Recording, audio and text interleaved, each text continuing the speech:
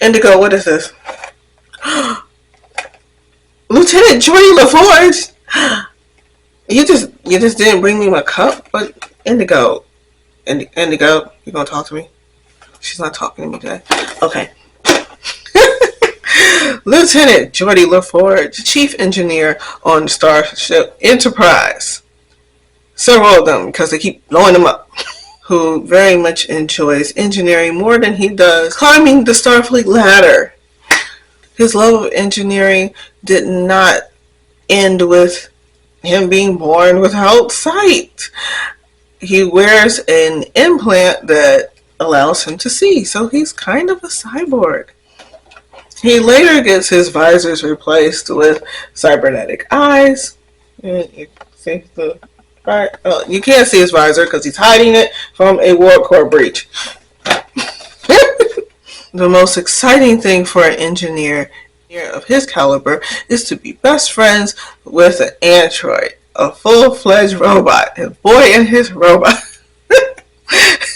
He not only helps his friend Data with his physical needs and understanding him and getting the opportunity to have firsthand education of his cybernetic workings, and in turn he gets to help Pinocchio be more like a real boy.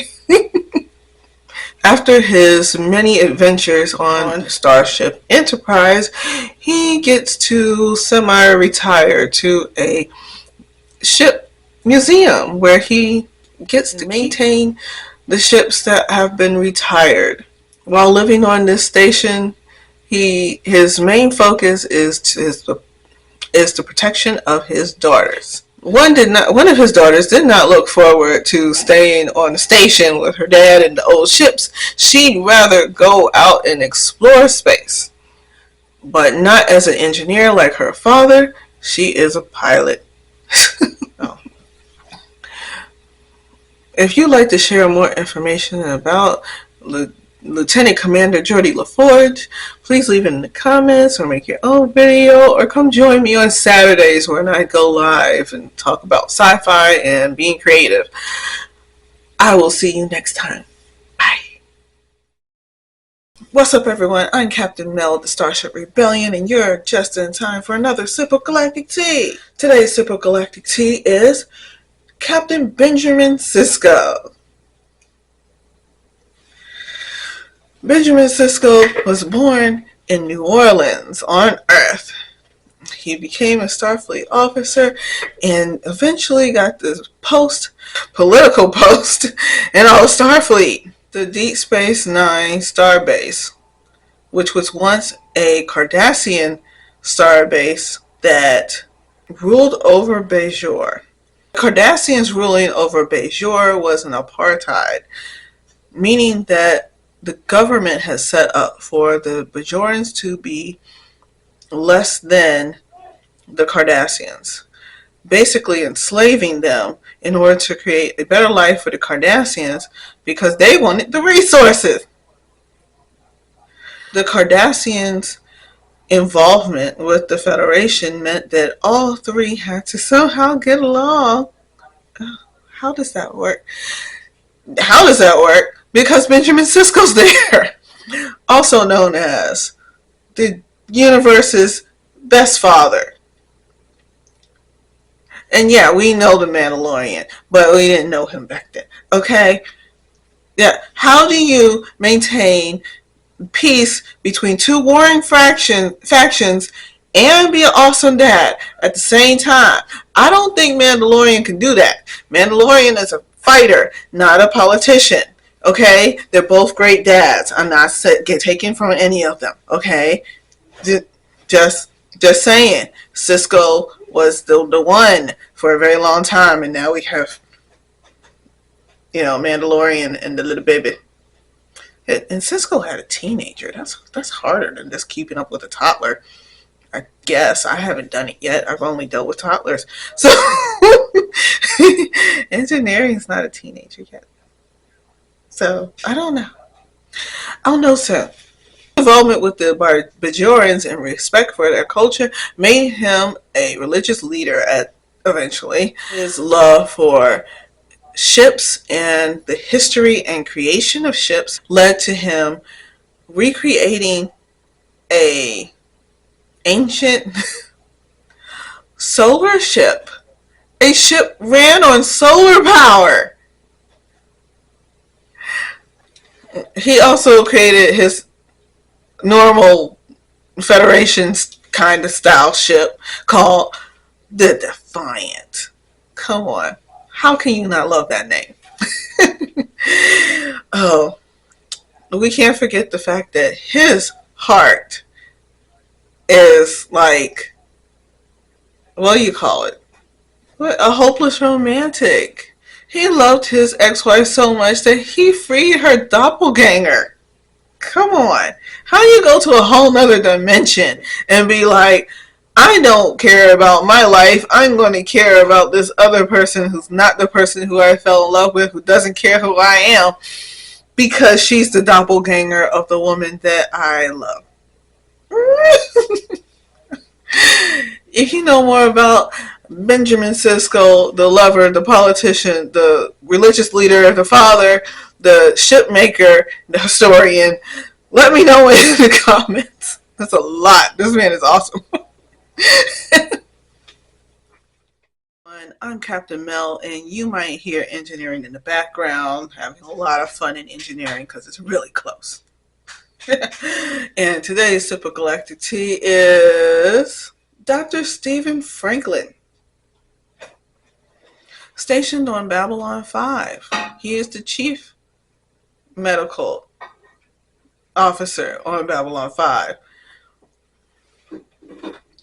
The mission of Babylon 5 is to bring together the cultures of many people so that another war doesn't happen that may wipe out an entire species, like what almost happened to the humans in the Earth and Bari War. This is a much heavier burden than Stephen thought he was going to have. His goal in life was always to help and heal people. However, cultural differences and politics get in the way of that sometimes, and he doesn't handle it very well. He typically has an existential crisis on a regular basis until he finally gives in and decides that he cannot handle being a doctor, even though he very much wants to. And I'm not going to go any further because we're going to go further in the Voices of Hyperspace as we watch Babylon 5 through, all the way through. We are on season 1, so it might be easy for you to catch up right now before we get all the way through this thing. So, I've been Captain Mel of the Starship Rebellion, and this has been your sip of Galactic Tea.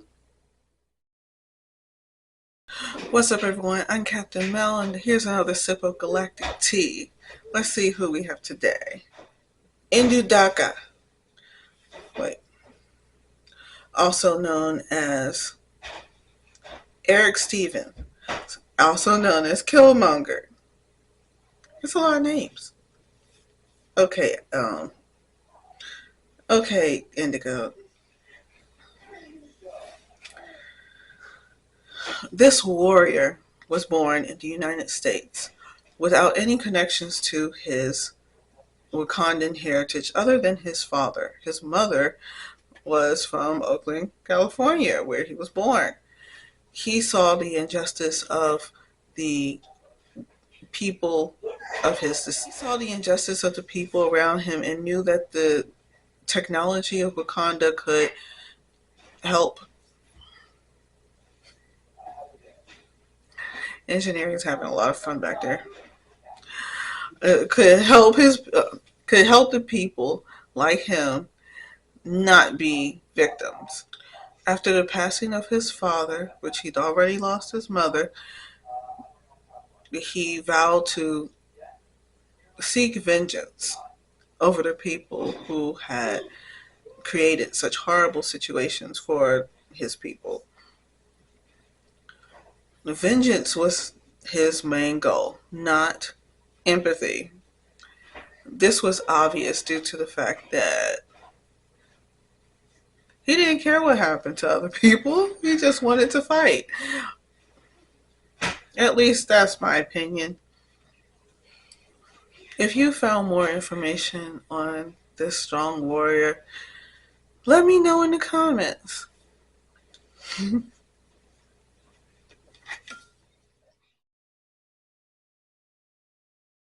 What's up? I'm Mel Asylum, and here's another sip of Galactic Tea.